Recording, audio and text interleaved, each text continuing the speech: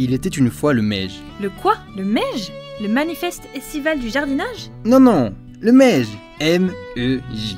Le mouvement eucharistique des jeunes. C'est un mouvement qui regroupe des jeunes chrétiens, de 7 à 18 ans. Attends juste, je suis pas sûre de comprendre là. Le Meij, ça date de quelle époque? Le Meij est né il y a plus de 100 ans, et aujourd'hui, c'est le deuxième mouvement de jeunesse dans l'église.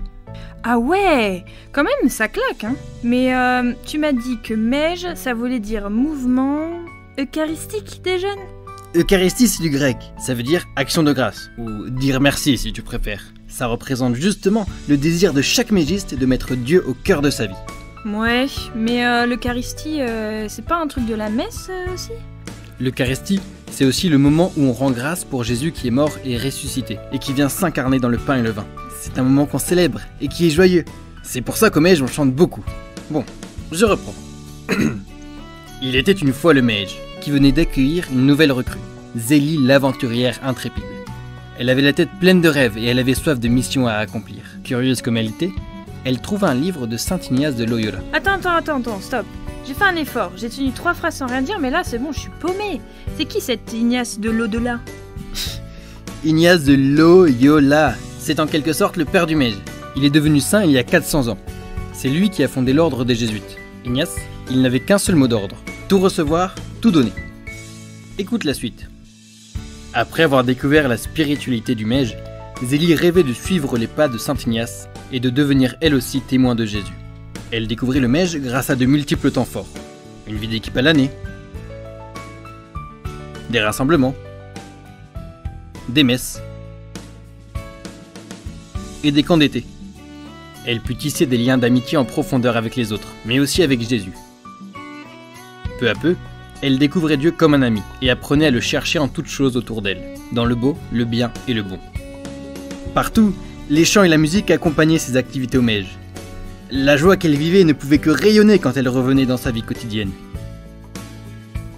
Recevoir la parole de l'autre sans jugement et pouvoir à son tour s'exprimer et offrir son partage à l'équipe, c'est une manière de vivre la spiritualité de saint Ignace de Loyola.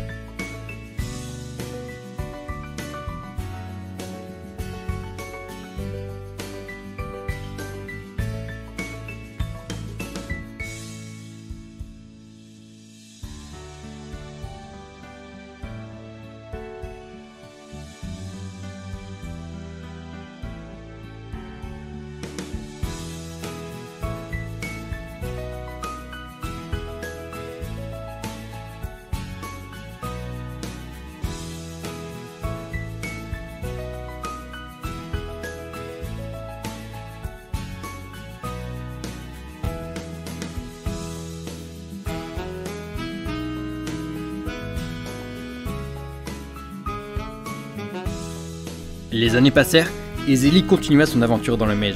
Elle avait tissé une relation d'amitié avec Jésus, et grâce à la relecture, elle arrivait à voir les fruits de Dieu dans sa vie et à poser des choix sereinement. Bientôt, ses 18 ans approchèrent. Eh ben, pourquoi tu fais cette tête? Non mais c'est trop triste, t'as dit que le Meij c'était que pour les 7-18 ans.